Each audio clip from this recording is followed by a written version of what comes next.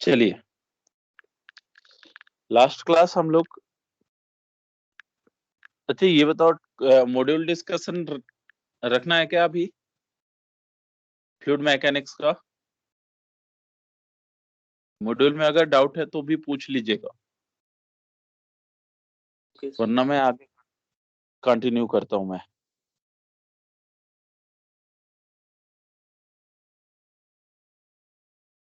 चलिए देखें, लास्ट हम लोगों ने क्या पढ़ा था। हम लोगों ने मिक्स बेस क्वेश्चन कर लिया था। फॉर एग्जांपल जैसे मैंने ये कराया था आपको,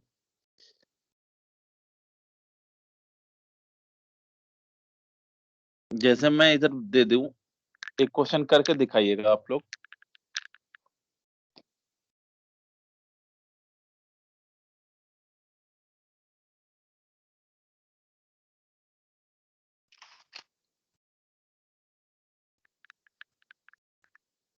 ये कंटेनर में 30 ग्राम ऑफ आइस है एट 0 डिग्री सेल्सियस को मिक्स किया गया 25 ग्राम ऑफ स्टीम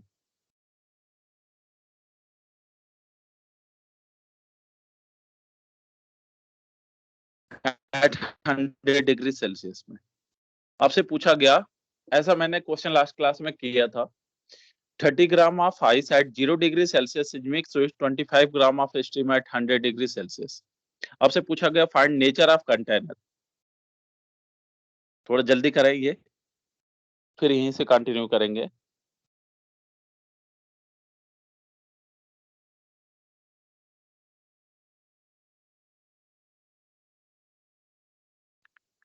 जी बेटा, कराया था ना ऐसा क्वेश्चन?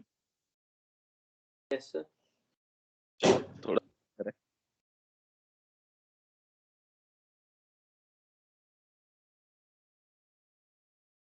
नेचर ऑफ कंटेनर बताना है आपको।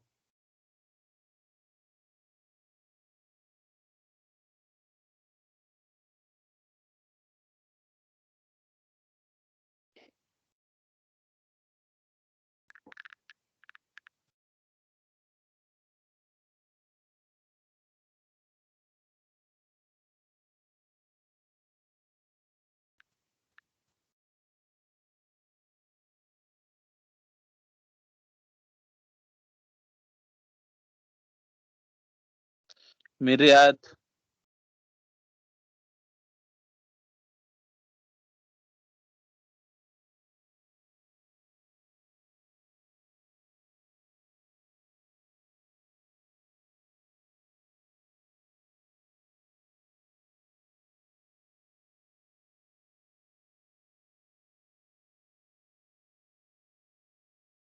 अच्छा सॉल्व कर रहे हो आप लोग या बैठे हो बस सो रहे हो? कर रहे हैं। चलिए,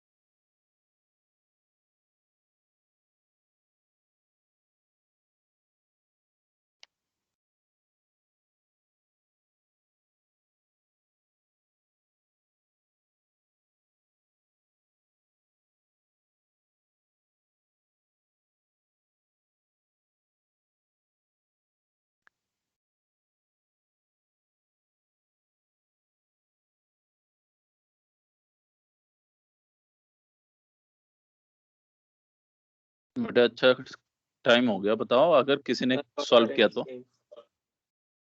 जी, सर वाटर और स्टीम।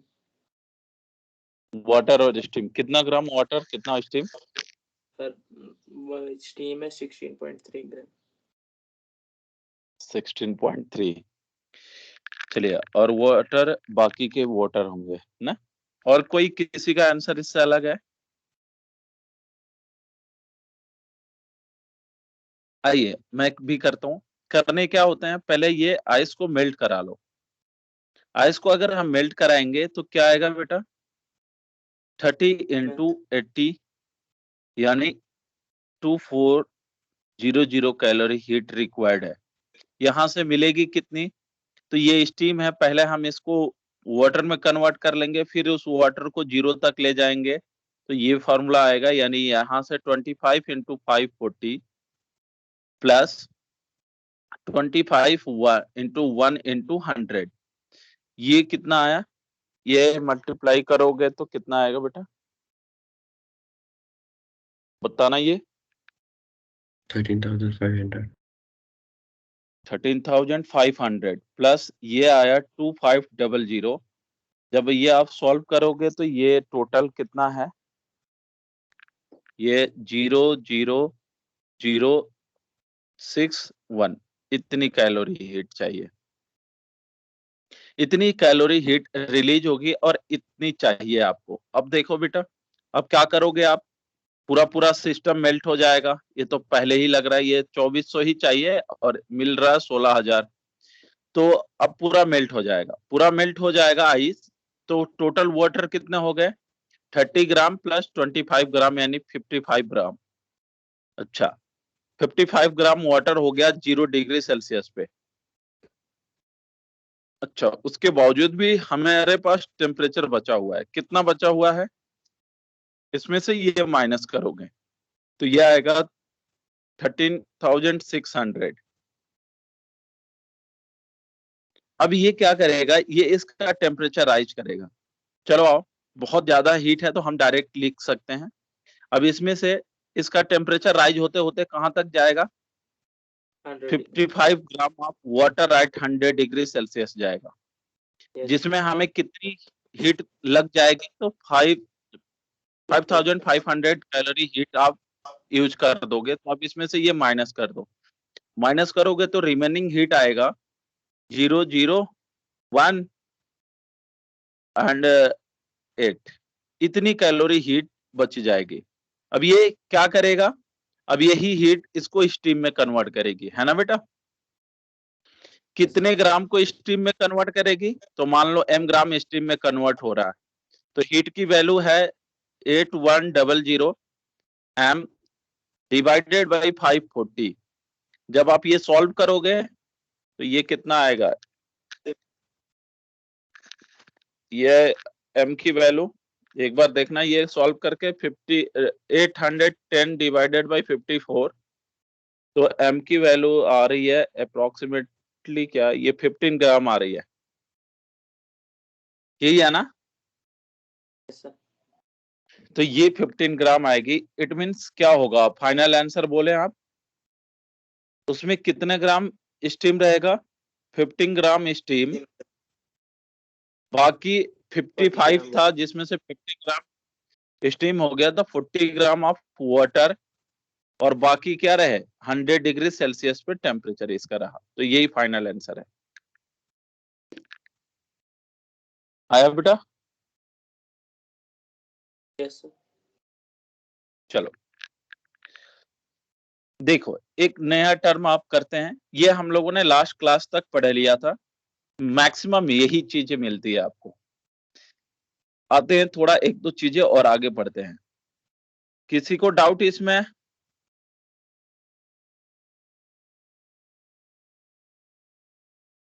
दीवा, यस सर। ठीक है ये, यस सर। चलिए अगला देखिएगा,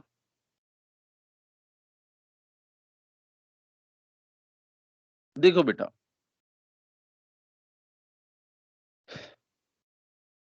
ऐसा दिया हुआ है, जैसे ये लिक्विड ए है,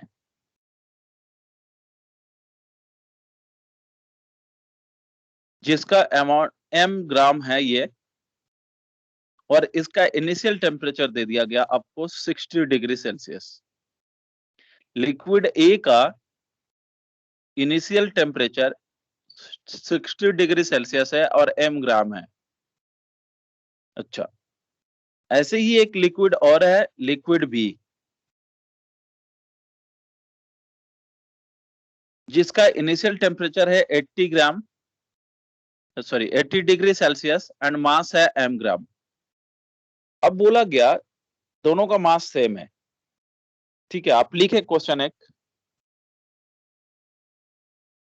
ये क्वेश्चन लिखे, liquid A and B have initial temperature 60 and 80 degree.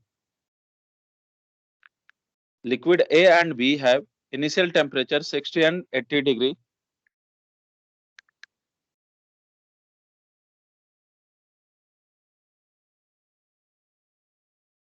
And when mixed in equal amount, then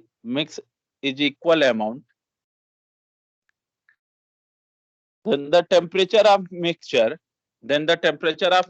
is 75 degree Celsius.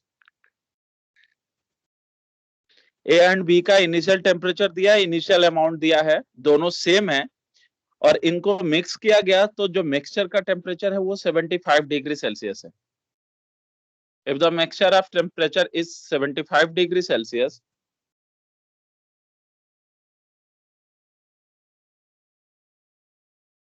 then find ratio of specific heat of A and B.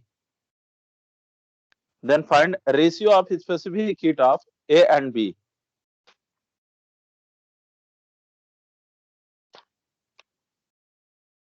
चलिए,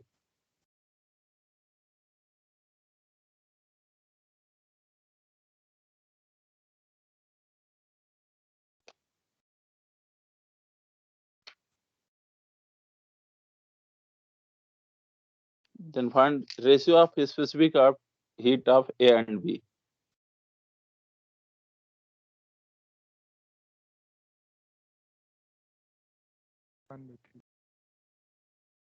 चलो, एक बच्चे का answer आया 1/3। सही है।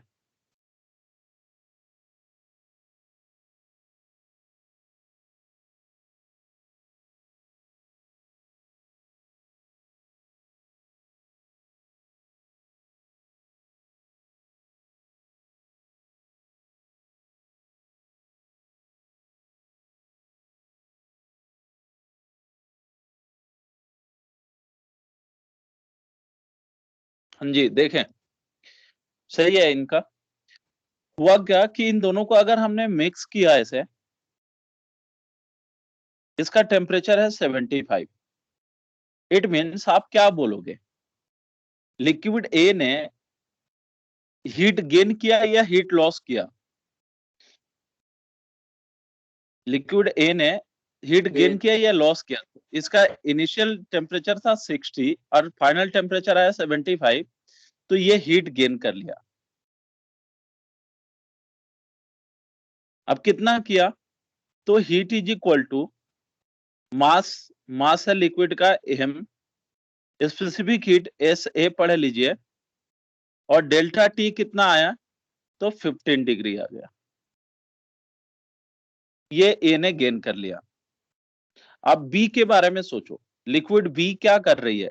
Initial temperature था 80 degree Celsius, final temperature आया 75, तो इसने हीट लॉस किया होगा। तो हीट लॉस कितना किया बेटा ये? तो वहां से लिखेंगे Q2 is equal to m, इसका भी मास m ही है, स्पेसिफिक हीट SB है, एंड डेल्टा T आया 5 का। -5 इसलिए नहीं लिखे क्योंकि हमने ऑलरेडी बोल दिया ये लॉस हो गया। तो हम करते क्या है कैलोरीमेट्री में, आज तक यही करते आए थे। ऊपर भी क्या कर रहे थे, एक से हीट मिल रही थी तो हम लोग दूसरे को दे रहे थे, यही ना बेटा? बाकी बच रहा था, तब जाकर के कुछ आगे टेम्परेचर बढ़ रहा था। तो वही आज भी करना है, और यही कहलाता है प्रिंसिपल ऑफ कैलोरीमेट्री भी। Heat loss is equal to heat gain, जितना ये लॉस किया उतना ये गेन किया। तो यहां से लिखेंगे heat loss is equal to heat gain, ये प्रिंसिपल ऑफ कैलोरीमेट्री भी। तो इसको इक्वल कर दो, तो ये है MSB into 5 is equal to MSA into 15।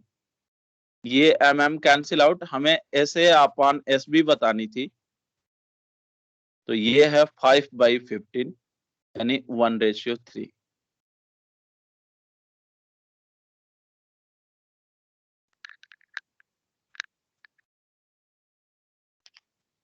ठीक है बेटा। Yes, sir. चलो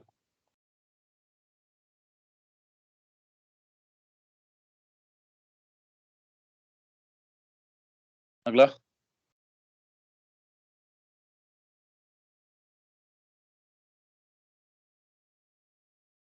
देखिएगा,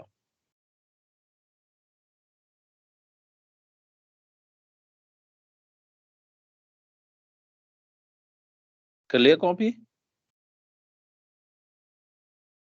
आए ऐसे भी क्वेश्चन मिलते हैं, थोड़ा मैकेनिक्स अगर हम यूज करें तो देखो, ये बोलेगा ये आइस ब्लॉक है,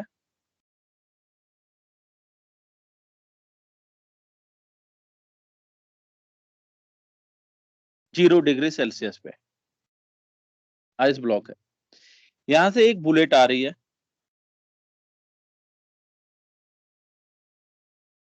बुलेट का मास है mb और ये v वेलोसिटी से आ रही है और जा करके आइस ब्लॉक में धंस जा रही है। बनाइए डायग्राम।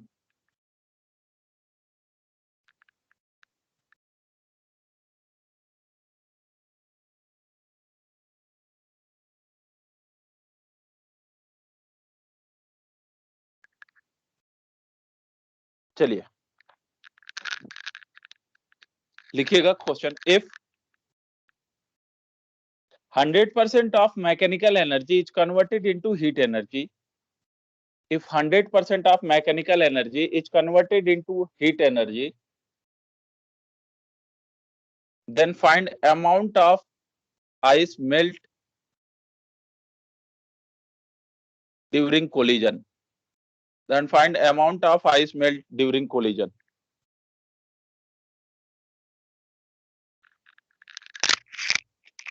ट्राई कीजिए।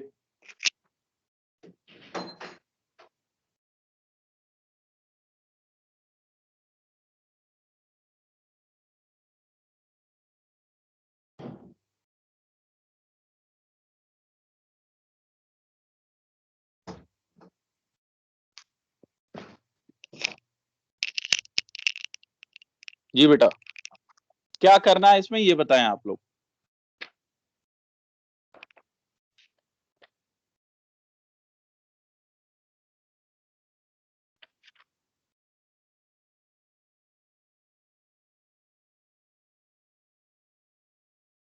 हाँ जी, एनर्जी निकालेंगे वो, और एनर्जी निकाल के बस एनर्जी निकालिए, यानी काइनेटिक एनर्जी किसके बराबर कर देंगे, Q = ml के बराबर, अगर 100% है तो। कभी कभार क्वेश्चन में बदल के दिया रहता है, जैसे ये दिया है। आप ये बताओ, जब ये कोलिजन करेगा तो कितनी एनर्जी लॉस करेगी, तो काइनेटिक एनर्जी जो है इसके पास वही तो वो आएगा हाफ ऑफ mv/v²। ये है काइनेटिक एनर्जी या यही है मैकेनिकल एनर्जी। और अकॉर्डिंग टू योर क्वेश्चन बोला गया है कि 100% of mechanical energy is converted into heat energy. तो अगर हम बात करें यही है आपकी काइनेटिक एनर्जी, तो हीट एनर्जी भी इसी के बराबर होगी। एंड हीट अगर आपको मिल गया तो अमाउंट ऑफ आइस मेल्टिंग के लिए हम ये फार्मूला यूज करेंगे और हीट की जगह हम रखेंगे 1/2 mb v² = mass of ice into L। अब L है latent heat of fusion, then m mass of ice जो होगी वो होगी 1/2 mb v² divided by mass of, sorry ये तो हमें निकालना ही था, डिवाइडेड बाई L। आया समझ बेटा? Yes sir. जी, कभी कभार क्वेश्चन में क्या पूछा जाएगा, परसेंटेज बेस दे देगा कि if 80% of kinetic energy is converted into potential energy, sorry heat energy, या 60% kinetic energy is converted into heat energy, तो आप क्या करोगे, जैसे इसी का बोल दिया गया होता 60%, तो टोटल काइनेटिक एनर्जी का 60% निकालोगे और ये किसके बराबर करोगे, ml के बराबर। हल्के आया समझ? Sir. Yes sir. Sir repeat कीजिए। देखो बेटा, अभी आपके question according to your question जो आपने अभी लिखा है उसमें ये बोला है 100%। तो 100% का मतलब क्या है कि जितनी काइनेटिक एनर्जी आएगी वही किसके बराबर कर दोगे? ml के, यानी Q इक्वल टू ml के बराबर, यानी हीट के बराबर करोगे। दिवा आया समझ ये बात? Yes sir. अच्छा, अगर ऐसा दिया होता कि 60% of kinetic energy is converted into heat energy, अब क्या करते? इस केस में क्या करोगी? तो काइनेटिक एनर्जी जो होगी उसकी हम कितना निकालेंगे? 60%।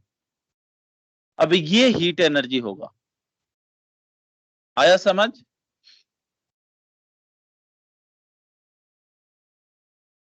दीवा, यस सर। तो यही मैंने बोला था, यानी जो भी क्वेश्चन दिया रहेगा उसके अकॉर्डिंग आप परसेंटेज निकाल करके आप उसको हीट एनर्जी के इक्विवेलेंट करोगे। क्लियर? Yes sir. चले,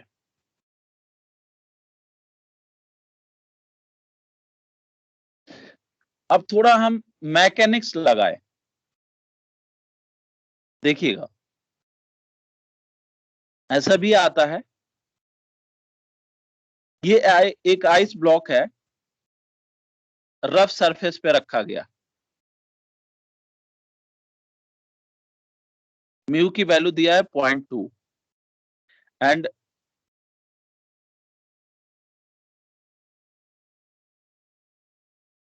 m की वैल्यू दिया है 10 kg।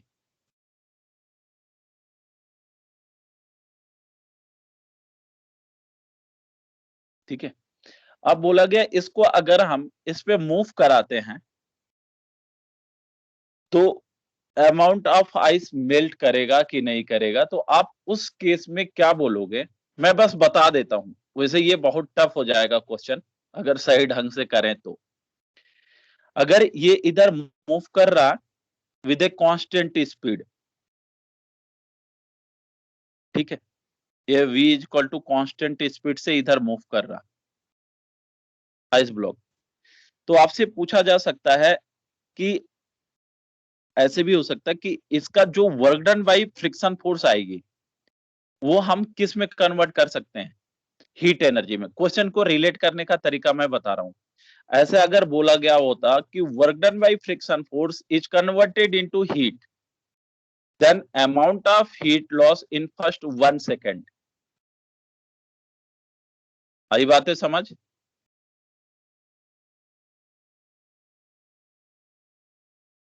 बोलो भाई जी। तो उसके लिए आप करोगे क्या?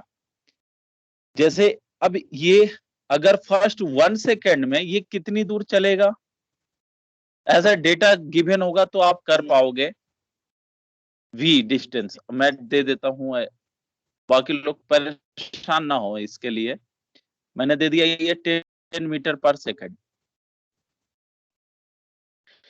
तो आप ये बताओ मुझे कि अगर 1 सेकंड की बात किया जाए तो 1 सेकंड में ब्लॉक कितनी दूर जाएगा? कहोगे कि सर 10 मीटर जाएगा। अच्छा, अब ये बताना 10 मीटर जाते समय इस पे जो work done by friction force आएगी, तो आपने कहा फ्रिक्शन फोर्स आएगा F is equal to mu M G. तो work done by friction force जो आएगी वो mu M G into D आएगा। लेकिन एक चीज यहां देखना, जैसे ही आइस चलना स्टार्ट होगा तो मेल्ट होगा तो इसका मास कम होता जाएगा। इसीलिए मैंने बोला ये बहुत टफ हो जाएगी। अगर हम उस मास को नेग्लेक्ट करते चले तो फिर ठीक है। तो बात समझ आ रही है मैं क्या बोलना चाहता हूं? Yes sir. जी, जैसे ये चलना स्टार्ट करेगा तो आइस मेल्ट होगी, और मेल्ट होगी तो फिर उसकी वैल्यू जो होगी एम की वैल्यू वो डिक्रीज करती जाएगी, तो आपका ये फोर्स है वो कांस्टेंट नहीं रहेगा, फिर वो चेंज हो जाएगा। ठीक है, अरे बोले भाई। चलो, तो ये आपका वर्क डन आएगा और यही हीट के बराबर कर लेंगे। ये अच्छा खासा क्वेश्चन हो जाएगा और यही इसको m इंटू एल के कंपेयर करके अमाउंट ऑफ हीट लॉस निकाल लेंगे या मेल्टिंग। लिख लीजिए, ये इन 1 सेकेंड में है।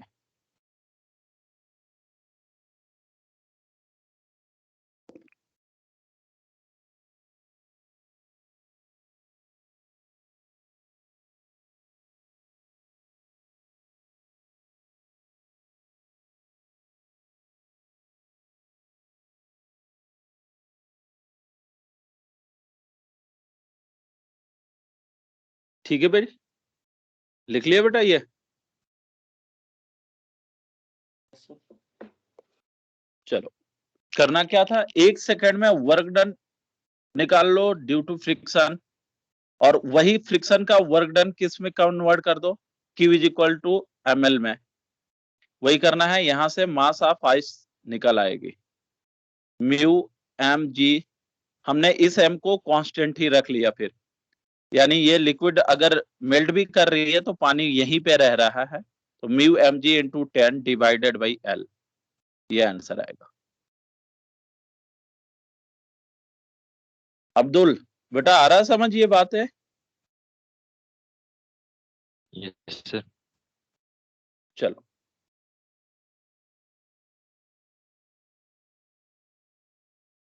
अब आते हैं लास्ट एक और पॉइंट पे, बाकी ये कंप्लीट हो चुका है, सुनिएगा।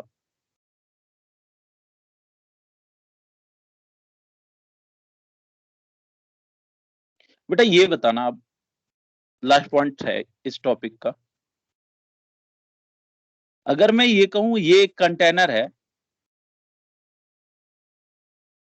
इसमें 10 ग्राम ऑफ वाटर है एट 0 डिग्री सेल्सियस। अब मैंने यहां से हीट देना स्टार्ट कर दिया इसे,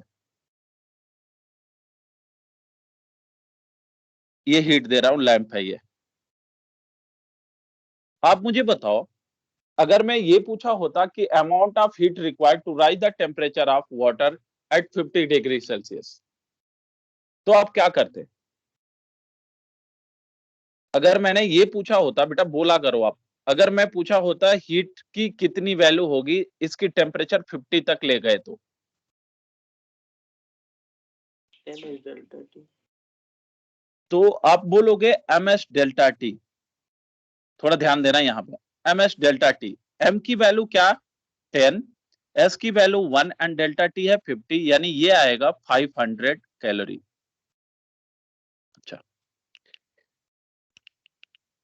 ये आपने अभी तक यही पढ़ा, लेकिन आप थोड़ा प्रैक्टिकली बोलें कि जो इसमें हीट लगेगी क्या वो 500 कैलोरी होगी या इससे ज्यादा होगा या इससे कम होगा? आयान,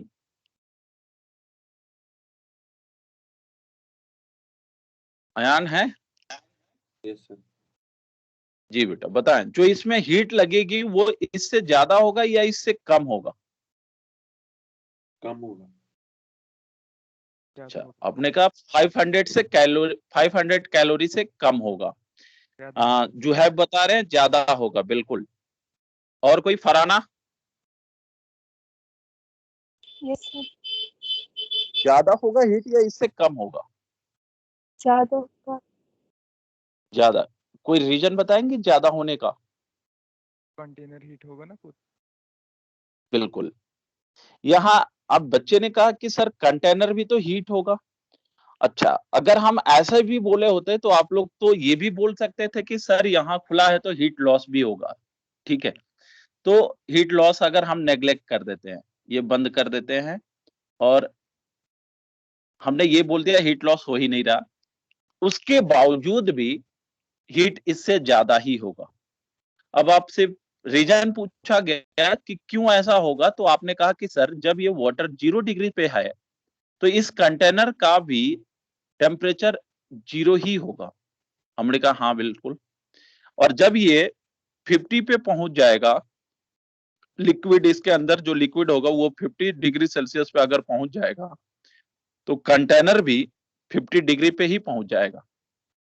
हमने कहा हाँ ये भी तो सही कह रहे हो। तो आप बोलोगे फिर कि सर आपने जो भी कैलकुलेशन किया वो सिर्फ वाटर के लिए किया था, कंटेनर भी हीट एब्जॉर्ब की होगी। तो अब अगर हम ऐसा कैलकुलेशन आने लगे तो हम उसमें क्या करेंगे कि एक नया टर्म आता है जिसको हम लोग बोलते हैं वाटर इक्विवेलेंट।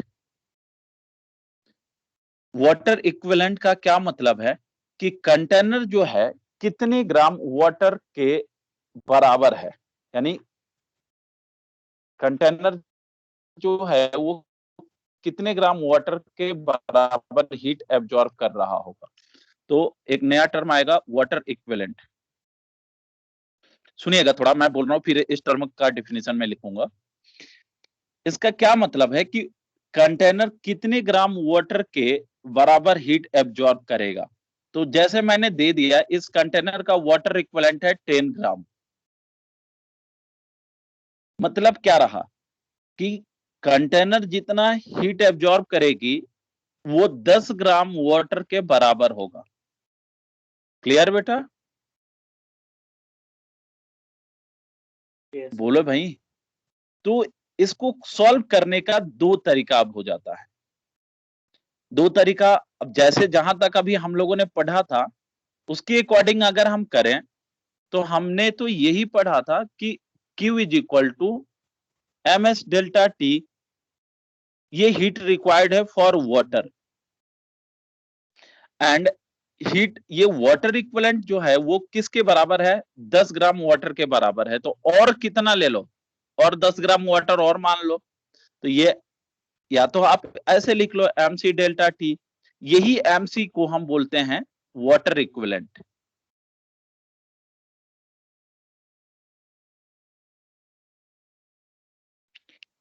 तो इसके लिए क्या करोगे, पहले ms डेल्टा T, चलो इसका डेटा रखें तो 10 इंटू 1 इंटू डेल्टा T कितना आ रहा है, 50 डिग्री सेल्सियस लेके जाना था इसको, तो ये आएगा 50। तो ये amount of heat required for water, and container के लिए ये जो m इंटू सी की वैल्यू है वो है 10। तो ये 10 इंटू डेल्टा T की वैल्यू आएगी बेटा यहाँ पे, वो भी 50 आएगी। यानी टोटल आंसर आएगा अब हमारा 1000 कैलोरी। तो आप या तो ये भी सोच सकते हैं या और हम क्या कर सकते हैं, तो आप कर सकते हो एक और भी तरीका है, देखें कि ये वाटर इक्विवेलेंट अगर 10 ग्राम है तो आप जैसे पढ़ते हुए आए हैं वो ही काम करें, लेकिन अब अमाउंट ऑफ वाटर जो पहले 10 ग्राम था वो 10 ग्राम और ऐड कर दीजिए इसके बराबर, सेम टू सेम वो भी आ गया। तो आप इस क्वेश्चन को ऐसे भी कन्वर्ट कर सकते हैं, मान लीजिए ये 20 ग्राम हाफ वाटर हो गया, लेकिन वो बस कैलकुलेशन, हीट के कैलकुलेशन के लिए 20 इंटू 1 इंटू डेल्टा टी कितना था बेटा, 50। तो आएगा ये 1000 कैलोरी। क्या बातें समझ में आ रही है मैंने क्या बोलना चाहा इसमें? Yes, sir. जी, प्रोसेस ये भी है और ये भी है, लेकिन ये रहेगा थोड़ा अच्छा सिस्टमैटिक लगेगा, अच्छा देखने में लगता हुआ। तो चलिए अगला लिखेंगे आप, हेडिंग दीजिए अब water equivalent. Water equivalent heading दीजिए।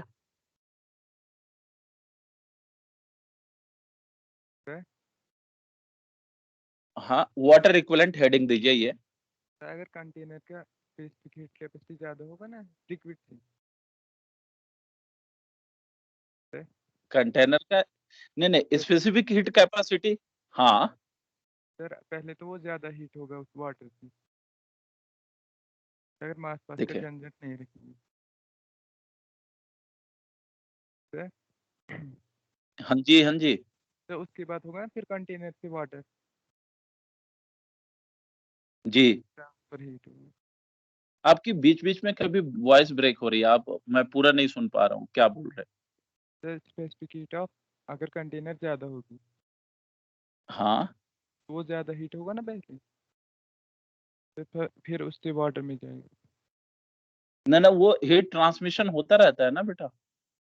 ऐसा नहीं होगा ना कि जैसे पहले ऐसे अगर इसमें हमने कंटेनर में वाटर रख दिया तो यहाँ से हीट दिया तो पहले कंटेनर ही 50 पे पहुंच जाएगा, उसके बाद इसको ट्रांसफर करेगा, ऐसा नहीं होगा। ये क्या होगा कि जैसे हम लोग हीट दिए तो अगर ये कंटेनर 10 डिग्री सेल्सियस पे पहुंच रहा है तो उस समय जो इसमें लिक्विड है वो भी 10 डिग्री पे ही रहेगा। जी सर। और ये बातें समझ। जी सर। जी, ऐसा नहीं होगा कि पहले कंटेनर ही 30 डिग्री पे पहुंच जाएगा तब जाकर के इसको गर्म करना स्टार्ट करेगा। वो हम लोग एट स्टडी स्टेट की कंडीशन लेकर के पढ़ते हैं, ऐसा नहीं सोच सकते इसमें। चलिए, तो वाटर इक्विवेलेंट लिखिएगा। The heat capacity of a body, the heat capacity of a body, the heat capacity of a body expressed in a term of mass of water. The heat capacity of a body expressed in a term of mass of water is called water equivalent. It's called water equivalent.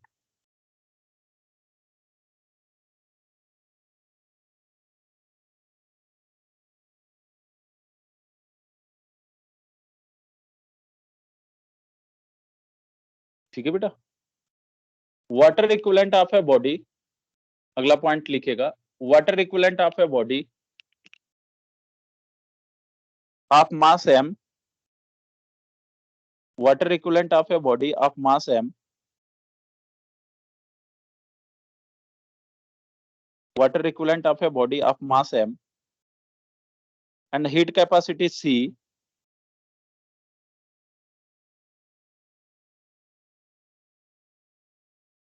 is, water equivalent होता है m into सी, इनका product को ही हम water equivalent बोलते हैं।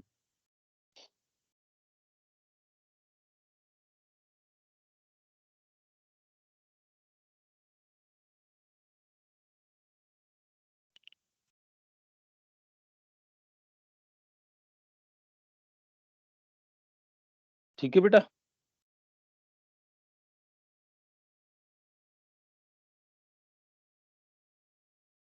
Yes, sir. चलो,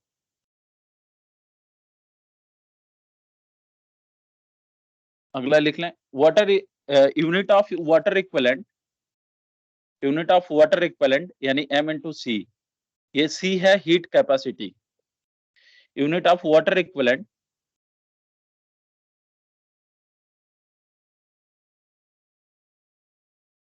is gram और KG.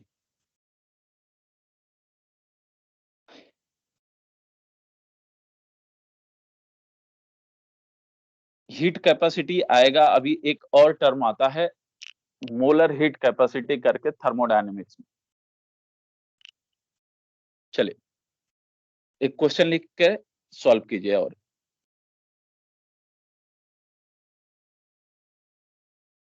जैसे ये कंटेनर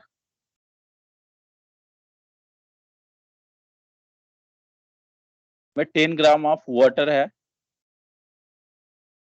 एट 0 डिग्री सेल्सियस, या इसको बदल लेते हैं 10 degree Celsius, and water equivalent दिया है 20 ग्राम। वाटर इक्विवेलेंट ऑफ कंटेनर है 20 ग्राम। आपसे पूछा गया amount of heat required, amount of heat required, amount of heat required to rise the temperature of,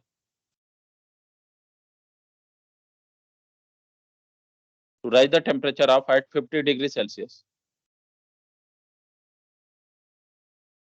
चलिए, to rise the temperature of 50 degree Celsius.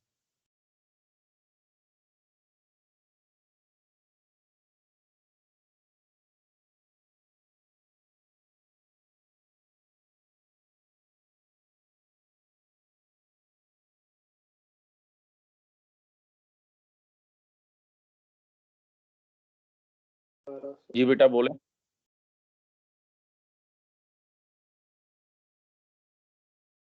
जी बोलिए।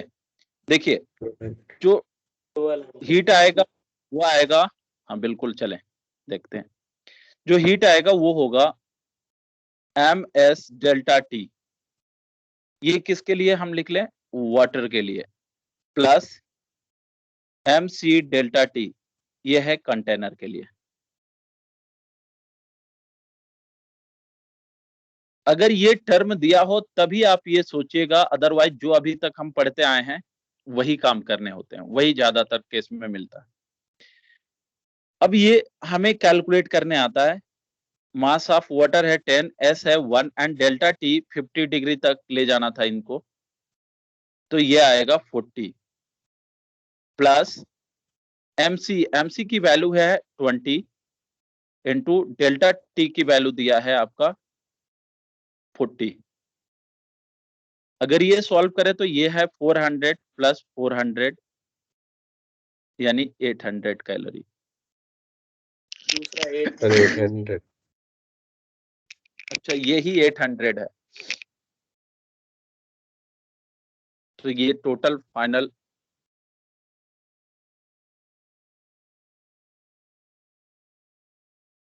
Twelve 1200 calorie है।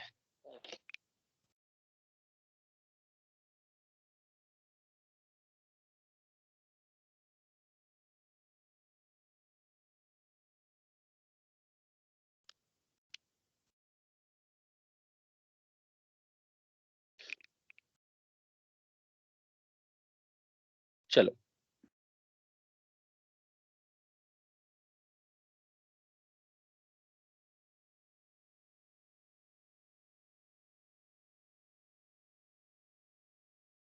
Ice eight 0 degree Celsius, 100 gram ice है, 100 gram of ice eight 0 degree Celsius ऐसे रखा गया। इसमें हमने क्या किया, स्टीम डालना स्टार्ट कर दिया। स्टीम आ रही है,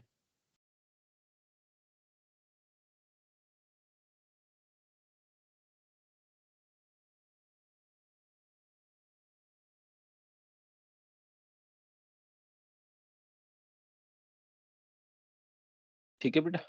ये स्टीम डालना स्टार्ट किया, यहां से वाटर इक्विवेलेंट भी दिया है, वो भी है 20 ग्राम। बनाइए डायग्राम।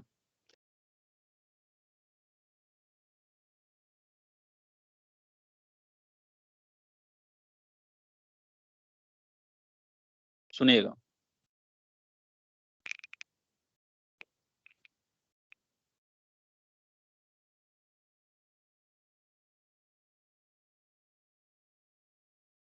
बना लिया बेटा,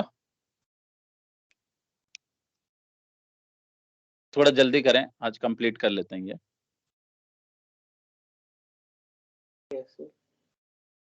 चलो लिखो, if 10 gram of steam mix in this process, if 10 gram of steam mix in this process, then final temperature of container, यही कंटेनर है, इसके बारे में नहीं, ये बस डालने के लिए रखा गया, 10 ग्राम ही है, 10 ग्राम स्टीम डाल दिया इसमें। चलिए वाटर इक्विवेलेंट भी दिया है, थोड़ा सोच के।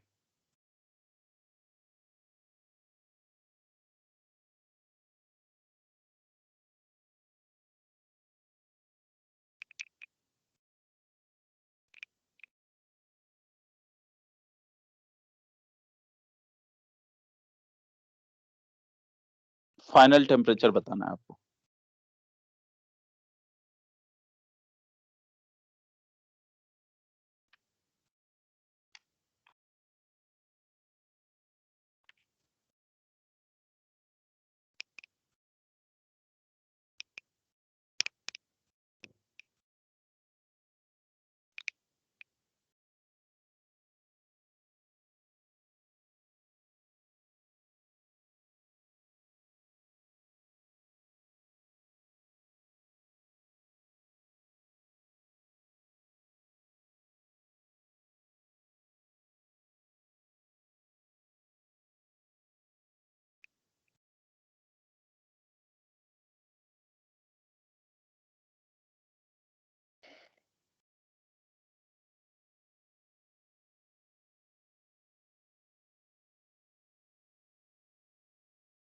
नुमान,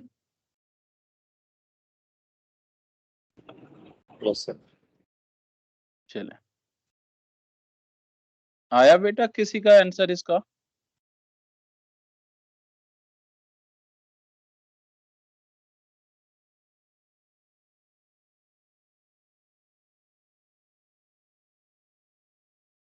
जुहैब, जी सर। आया कुछ आंसर? चलो आओ बेटा सुन लो, करते कैसे, आप थोड़ा बड़े हो गए, अब लास्ट क्वेश्चन है, बड़ा हो गए। आपने मान लिया कि फाइनल टेम्परेचर टी हो गई, वही बताना है ना फाइनल टेम्परेचर, तो final temperature of container T हो गई। अब आप मुझे बताओ हीट लॉस कौन करेगा, स्टीम या ये आइस वाला या कंटेनर, कौन हीट लॉस करेगा? स्टीम। स्टीम। अब आप लिखोगे कि heat loss is equal to heat gain, direct यही करते हैं हम, अभी भी यही करते आए थे बट लिख करके नहीं। तो हीट लॉस कौन कर रहा है? स्टीम कर रहा है। कितना कर रहा है? तो पहले तो स्टीम आएगा ml, वो वाटर में कन्वर्ट होगा, फाइनल टेम्परेचर आएगा वाटर, ये हम मान के चलते हैं। अच्छा, वाटर का टेम्परेचर है T, अगर ये टेम्परेचर फाइनली 100 से बड़ा आ गया तो फिर हम ये मानेंगे कि ये वाटर में नहीं था, कुछ पार्ट स्टीम में हो गया होगा, तो फिर उसको अलग तरीकों से करेंगे जैसे हम लोग करते आए हैं। लेकिन जनरली अगर ये 100 से छोटा होगा तब हम इसी से एक लाइन से ही आंसर निकाल लेंगे। तो आपने मान लिया फाइनल टेम्परेचर T है, तो इसने कितना हीट लॉस किया होगा? तो M into L plus M S 100 minus T। क्या ये बातें समझ आ रही है आपको? ये स्टीम के लिए है, मैं लिख रहा हूं फिर उसके बाद आप समझेंगे। आप उसके बाद अब ये हीट लॉस कर दिया तो गेन किसने किया?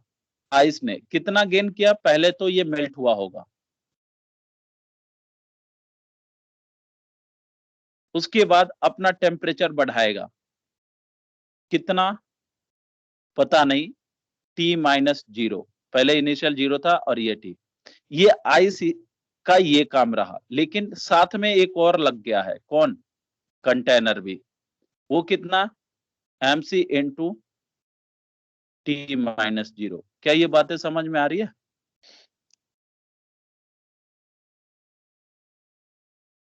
बेटा ये जो मैंने लाइन लिखी है, क्या ये आपको समझ आ रही है? जी सर। नहीं आया? फिर मैं बोलूं। आपने मान लिया कि फाइनल टेम्परेचर T है, अब T है फाइनल टेम्परेचर, तो स्टीम ने क्या किया होगा? हीट लॉस किया होगा। कितना हीट लॉस किया होगा? तो पहले बेटा इसको T डिग्री के वाटर में ले जाओ, तो आप इसको अगर T डिग्री के वाटर में ले जाओगे तो पहले ये तो अपना मेल्ट होगा यानी ml, सॉरी फेज चेंज करेगा यानी ml, फिर उसके बाद ms डेल्टा T, ये फॉर स्टीम रहा। अब दूसरे साइड देखते हैं, किसने गेन किया? ये वाला सिस्टम ने हीट गेन किया। कितना गेन किया? आइस पहले मेल्ट हुई होगी तो ये लग गया हीट, उसके बाद आइस का टेम्परेचर T पे पहुंच गया, ये लग गया, फिर कंटेनर का टेम्परेचर भी T पे पहुंच गया, ये हीट लग गया। तो जितना इधर से लॉस हुआ होगा यानी मिला होगा उतना ही तो इसको देंगे हम लोग। क्या ये बातें समझ आ रही है बेटा? जी सर। सर। बाकी लोग बोल नहीं रहे हैं, मैं फिर उसी तरह से करूं? Yes sir. आया? चलिए आइए देखिए, फराना बेटा ये लाइन समझ आई आपको? Yes sir. चलिए, तो M यानी स्टीम का अमाउंट 10 ग्राम था, L है 540 plus 10 1 100 minus T is equal to ice का अमाउंट ये भी 10 था, 80 10 into 1 into t minus 0। अच्छा आइस 100 था, 100 कर दो, ये भी 100 t माइनस 0। m इंटू सी वाटर इक्विवेलेंट की वैल्यू है 20 इंटू टी। इसे सॉल्व करें तो ये 5400, ये आएगा 10 into 100 minus T is equal to 8000 100t plus 20t। तो ये आया इधर 120। अब इससे मल्टीप्लाई कर लेते हैं, बस यही है, एक लाइन से सॉल्यूशन आएगा।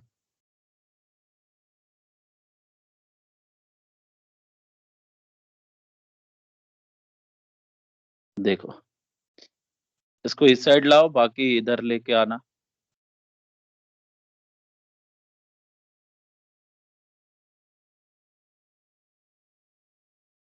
तो ये देखना यहाँ पे भी आएगा ये 6400 माइनस 800। अच्छा क्वेश्चन फंस गया।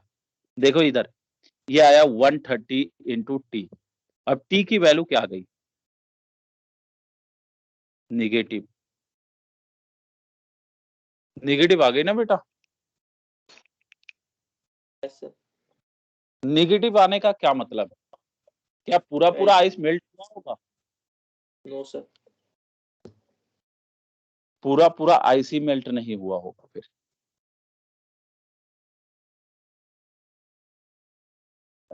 बेटा आई बातें समझिए।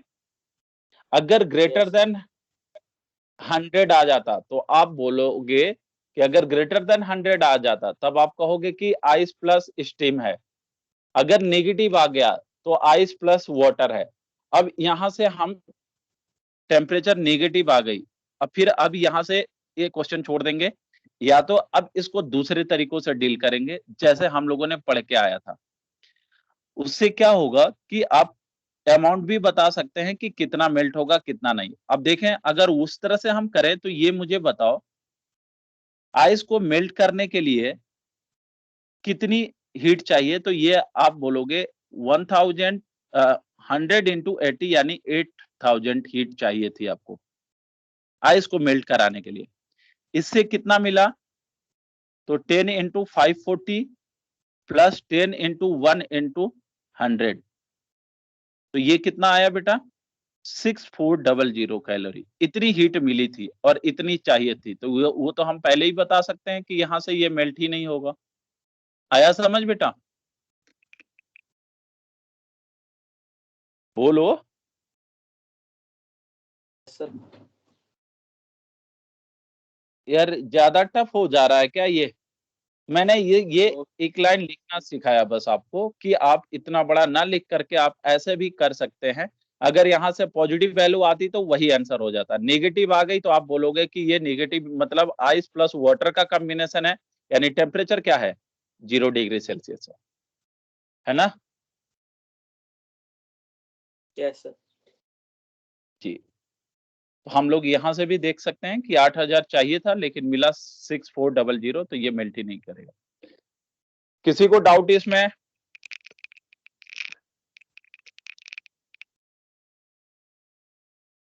हेलो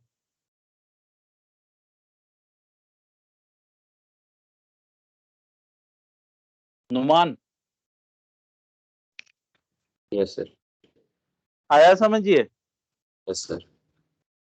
अच्छा सुनिएगा थोड़ा, एक डेटा यहां और भी फंस सकता था, थोड़ा ध्यान से सुने। एक डेटा और भी फंस जाएगा। कभी ऐसा भी हो सकता है कि पहले क्या होगा, अगर स्टीम डाले तो पहले क्या होगा, कंटेनर 0 पे ही रहेगी और आइस क्या होगा, मेल्ट होगा। तो पहले आइस मेल्ट हो जाएगा, यानी पहले तो 8000 कैलोरी इसे मिलनी ही चाहिए। उसके बाद से कंटेनर का टेम्परेचर भी अप होगा एंड लिक्विड का टेम्परेचर भी अप होगा। अगर 8000 मिल जाने के बाद तो आपको सही आंसर ये दे देगा जो कि आपको आता है। क्लियर है? ये आप एक लाइन लिखना सीख रहे थे, ये हमने बताया आपको, जैसे heat gain is equal to heat loss. चलिए अगला एक और अगला पॉइंट देखें इसमें, इधर देखना बेटा, एक ग्राफ आता है टेम्परेचर वर्सेस टाइम का या हीट का।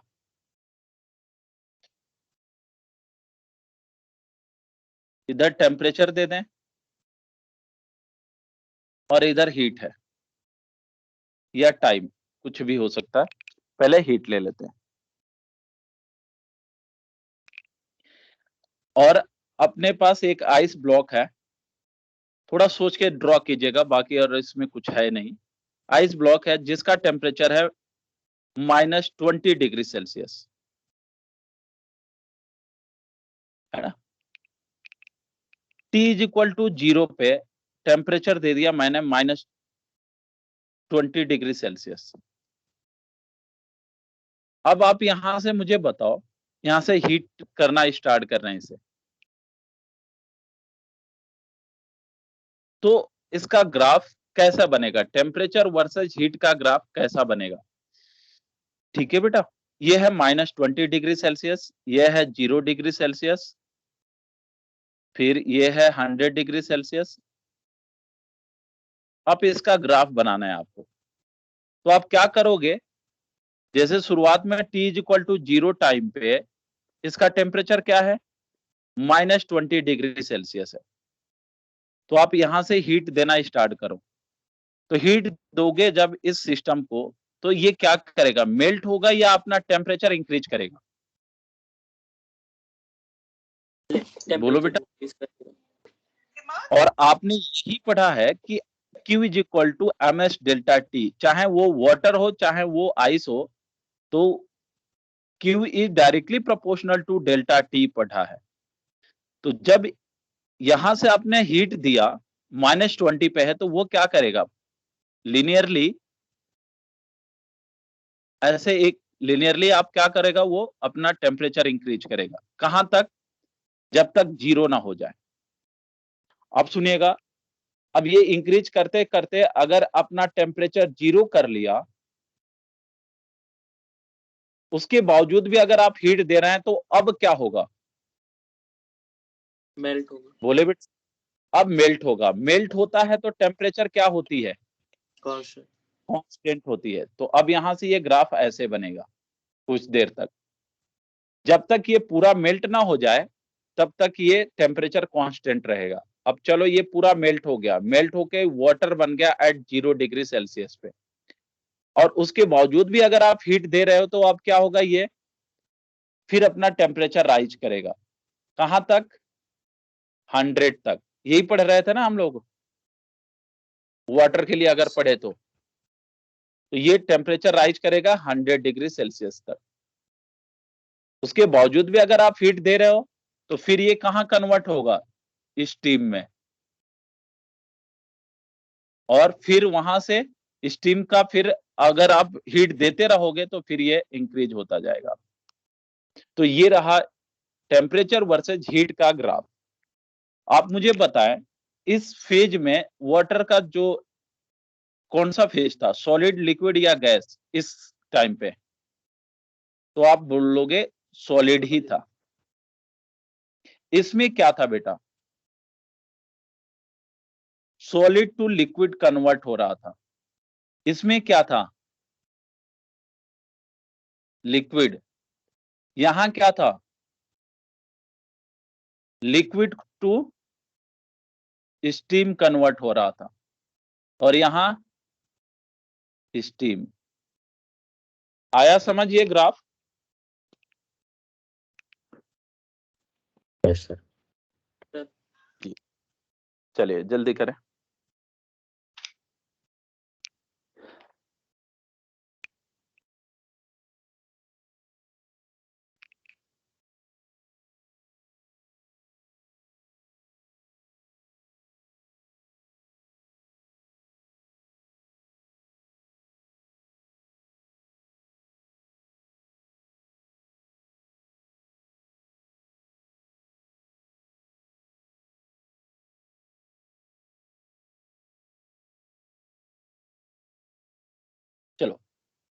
तो वाटर इक्विवेलेंट भी देख लिया, टेम्परेचर हीट ग्राफ भी देख लिया, यही ग्राफ बनेगा वाटर के लिए बनेगा, यानी -10 डिग्री पे -3 डिग्री सेल्सियस से अगर उठाए तो। अच्छा, अगर 0 डिग्री सेल्सियस से बात करते तो फिर यहां से ये ग्राफ बन जाती है आगे वाली, यानी कुछ देर तक कांस्टेंट रहती, फिर यह ऊपर टेम्परेचर जाता। अच्छा, एक और 5 मिनट का टाइम मैं लूंगा आपको अच्छी चीजें बताने के लिए। ट्रिपल पॉइंट, ये बना लिया ग्राफ? Yes sir. चलो, ये फेज लिख लीजिएगा, ये ऐसे दिया रहेगा तो आपसे कभी ये नाम दे करके, जैसे ये पॉइंट ए दे दिया, बोलेगा ए पॉइंट पे क्या हो रहा था, तो आप बोलोगे लिक्विड सॉलिड लिक्विड फेज है, वो सॉलिड लिक्विड फेज कन्वर्जन होता है। चलिए, एक और आखिरी पॉइंट, ट्रिपल पॉइंट, जो कि आपने केमिस्ट्री में सुना होगा। सुना है कि नहीं अभी केमिस्ट्री में कहीं? ट्रिपल पॉइंट ऑफ CO2 करके।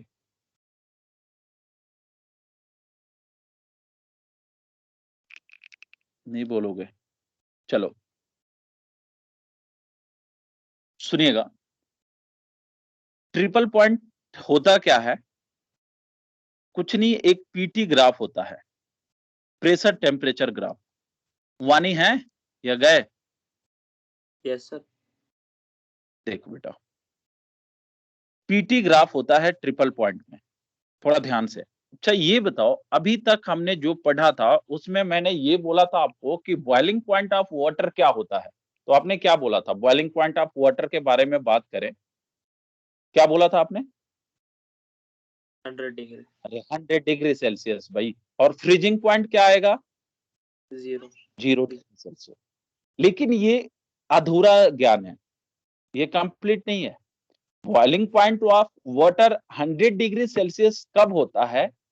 एट 1 atm पे होता है। अगर हम प्रेशर चेंज कर देंगे तो बॉइलिंग पॉइंट चेंज हो जाएगा। आपने ये सुना है? Yes sir. जैसे आपने ये देखा होगा, या बहुत बच्चों वाले क्वेश्चन वो आती है जब छोटे बच्चे होते हैं, तो जीके जनरल नॉलेज की एक पतली से कुंजी आती है बुक, उसमें लिखा रहता है कि पहाड़ों पे खाना पकाना बहुत आसान होता है इन कंपेयर टू ग्राउंड। पढ़ा है ऐसा? तो वहां क्यों ऐसा होता है? क्योंकि वहां पे प्रेशर कम होते हैं, जल्दी ही चीजें बॉयल होने लगती हैं।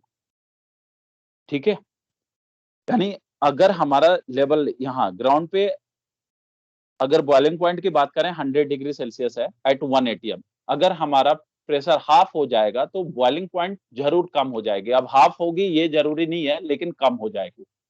तो ये जो चीजें हम लोग डेटा पढ़े थे, ये एट 1 atm पढ़े थे।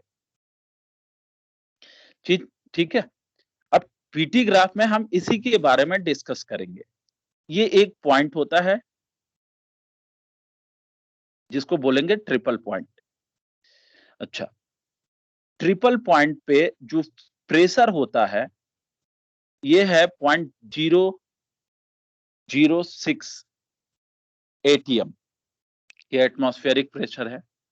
आयान है ये डिग्री सेल्सियस। चलो देखो बेटा, 5 मिनट का टाइम है बाकी। अब अगली क्लास में हम आपको ट्रांसमिशन ऑफ हीट निकालेंगे, कंडक्शन पढ़ाएंगे, इसलिए मैंने अभी पढ़ा दिया। और टेम्परेचर जो होता है ये पॉइंट का, वो होता है 0.01। आपको ये डेटा याद रखने की कोई जरूरी नहीं है। अब इसके आगे हमें पढ़ना वाटर के बारे में। तो वाटर के 3 फेज होते हैं, एक ऐसा कर्व बनाएंगे, एक ये, और एक ये थर्ड वाला ये रहा। देखो बेटा, इधर वाला पार्ट जो होता है ये सॉलिड होता है, सॉलिड फेज। ये लिक्विड फेज होती है। एंड इधर वाला पार्ट गैसियस फॉर्म होता है, यानी स्टीम आप बोलोगे, वाटर के लिए बात करें तो, या वेपर बोल सकते हैं।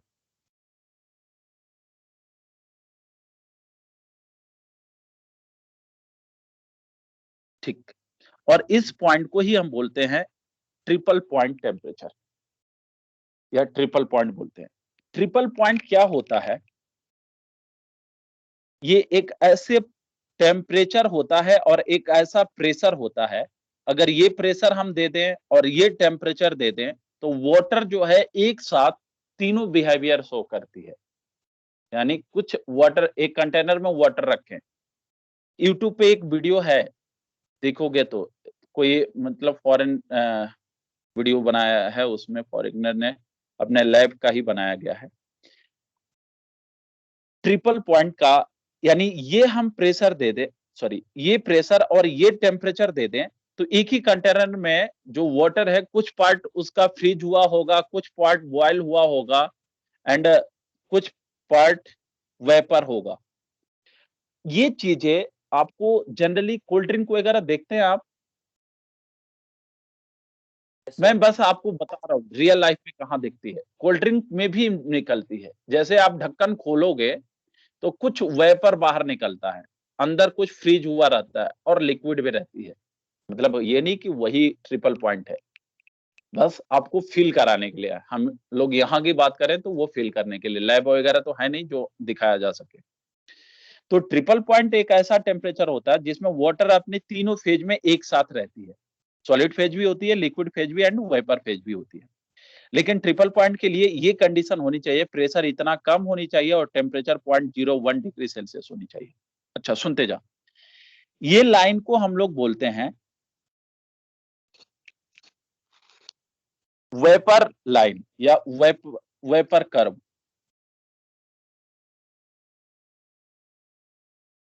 इस लाइन को बोलते हैं, सॉलिड एंड लिक्विड है ना, फ्यूजन कर्व बोलते हैं। और इसको बोलते हैं सब्लिमेशन कर्व, यानी सॉलिड एंड वेपर के पार्ट को डिवाइड कर रही है। अब सुनो, फॉर एग्जांपल देखो, अभी अगर मैंने कहा ये टेम्परेचर 0.01 है, ये टेम्परेचर मैंने दे दिया 2 degree Celsius, suppose 2 degree Celsius पे, बेटा थोड़ा ध्यान से, 2 डिग्री सेल्सियस पे वाटर कौन कौन से फेज में रह सकता है? 2 डिग्री सेल्सियस पे वाटर कौन कौन से फेज में रह सकता है? तो आप बोलोगे, बेटा सुन रहे हो, चले गए सब? अरे सुन रहे हो या चले गए हो? Yes sir. सुनो, ये आपसे पूछा जा सकता है कि 2 डिग्री सेल्सियस पे वाटर कौन कौन से फेज में रह सकता है? तो आप बोलोगे कि वाटर के 2 डिग्री सेल्सियस ये रहा, तो यहां भी रह सकता है, यहां भी रह सकता है, यहां भी रह सकता है, यहां भी और यहां भी, ये सारी लाइन पे रह सकता है हम प्रेशर चेंज करें तो 2 डिग्री सेल्सियस पे वाटर का क्या क्या फेज पॉसिबल है? तो वो होगा, अगर हम इस प्रेशर पे बात करें, ये प्रेशर कुछ भी हो सकता है, बस हमने 2 डिग्री को ही कांस्टेंट रखा। ये प्रेशर पे बात करें तो ये कौन सा फेज में है? तो आप बोलोगे वेपर फेज में है। और अगर हम इस प्रेशर पे बात करें तो ये कौन से फेज में है? लिक्विड फेज में है। यानी 2 डिग्री सेल्सियस पे भी वाटर बॉयल भी हो सकता है। कहां बॉयल होगा? ये वाले प्रेशर पे। बातें समझ आ रही है क्या? यही है ना भाई वेपराइजेशन कर्व, यानी यहाँ पे बॉइलिंग हो रही होगी। नहीं समझ आ रहा? यार ये बताना, मैंने बोला 2 डिग्री सेल्सियस पे वाटर बॉयल हो सकता है, क्या ये पॉसिबल है? आपने कहा हाँ सर, प्रेशर चेंज कर देख लो, पॉसिबल है ये। अच्छा, तो बाकी लोग बेटा हैं जो है? जी सर। जी चलो, तो 2 डिग्री सेल्सियस पे वाटर का क्या क्या फेज पॉसिबल होगा? तो आप कहोगे vapour phase and liquid phase, लेकिन सॉलिड फेज 2 डिग्री सेल्सियस पे पॉसिबल नहीं है। अच्छा, अब सुने, या हम ऐसे भी बोल सकते हैं कि जैसे ये पार्ट है, या अभी क्या है, लिक्विड कौन सा फेज में है? वेपर फेज में। अगर हम इसका टेम्परेचर डिक्रीज करते जाए तो ये लिक्विड फेज में कन्वर्ट हुए बिना किस फेज में चला जाएगा ये? अगर हम देखें इसका टेम्परेचर डिक्रीज करते गए, अगर इससे कम, यहाँ जो भी टेम्परेचर होगा इससे कम कर दिए तो ये वेपर से तुरंत क्या बन जाएगा, सॉलिड बन जाएगा, लिक्विड में जाने की कोई जरूरत भी नहीं होगी। तो इस प्रोसेस को क्या बोलते हैं, लिक्विड वेपर से सॉलिड बनने वाले प्रोसेस को क्या बोलते हैं, क्रिस्टलाइजेशन। बेटा सुना है ये सब चीजें? Yes sir. ये बता, सॉलिड से वेपर बनने का प्रोसेस को क्या बोलते हैं, सब्लिमेशन। तो अगर हम सॉलिड यानी आइस फॉर्मेट होगा इस टेम्परेचर, इस प्रेशर पे और इस टेम्परेचर पे, मान लेते हैं आइस फॉर्मेट है, लेकिन हम प्रेशर को कांस्टेंट रख रहे हैं, टेम्परेचर बढ़ा रहे हैं, तो वो तुरंत लिक्विड में कन्वर्ट हुए बिना वेपर भी बन सकता है, यानी सब्लिमेशन भी होता है। तो जरूरी नहीं है कि आइस को हम हीट देंगे तो वो लिक्विड बने और लिक्विड से फिर वेपर बने, ये जरूरी नहीं है। ये तभी जरूरी है जब हमारा 1 एटीएम होगा, यानी कुछ प्रेशर के रेंज के लिए ही ये जरूरी है। ऐसा भी हो सकता है कि आइस डायरेक्ट वेपर में चेंज हो जाए, वेपर डायरेक्ट आइस में कन्वर्ट हो जाए, या वेपर डायरेक्ट लिक्विड में कन्वर्ट हो जाए, या टेम्परेचर को कांस्टेंट रखे, प्रेशर को चेंज करके भी हम एक प्रोसेस से दूसरे एक स्टेज से दूसरे स्टेज में जा सकते हैं। क्या ये बातें समझ आई आपको? यस।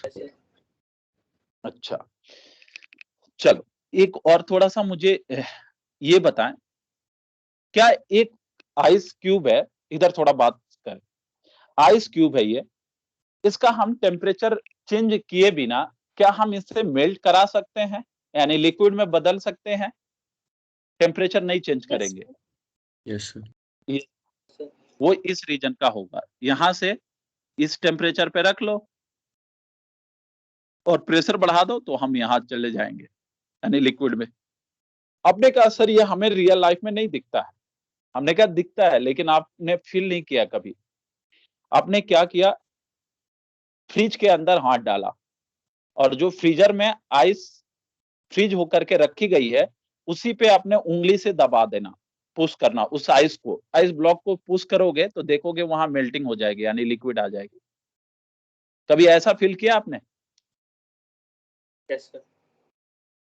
या कोल्ड ड्रिंक का बोतल जब वो पूरा पूरा फ्रीज हो जाता है तो आप उसको वेट करने के बजाय, यानी धूप वगैरह में रखने के बजाय आप क्या करते हो, इसको पुश करते हो, दबाते हो, तो भी वो क्या हो जाती है, लिक्विड में कन्वर्ट हो जाती है। देखा है आपने?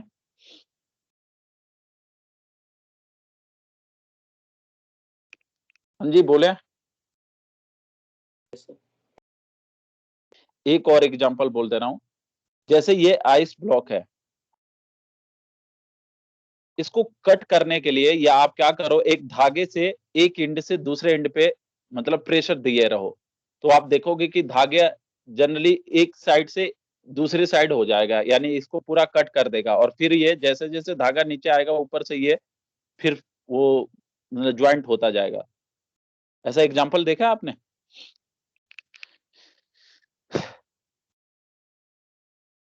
बातें समझ आई कि नहीं ये सारी चीजें?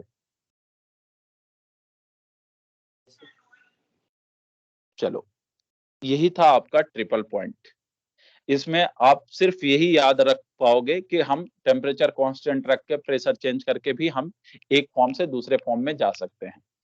बहुत अच्छा लगेगा अगर ट्रिपल पॉइंट का ये डेटा याद रखेंगे, 0.01 डिग्री सेल्सियस एंड 0.006 एटीएम। चले ये पूरा टॉपिक कंप्लीट। शाम को हम लोग अगला चैप्टर, मतलब आपके मॉड्यूल में तो उसी चैप्टर में दिया हुआ है, कंडक्शन स्टार्ट करने के लिए। और आपके पास टाइम है बेटा, आप पूछ सकते हैं हमसे डाउट भी, इसका भी, मॉड्यूल का भी, और मतलब थर्मल का भी और फ्लूइड का भी। चलो एंड करो मीटिंग। Yes sir. चलो ठीक है, बाय।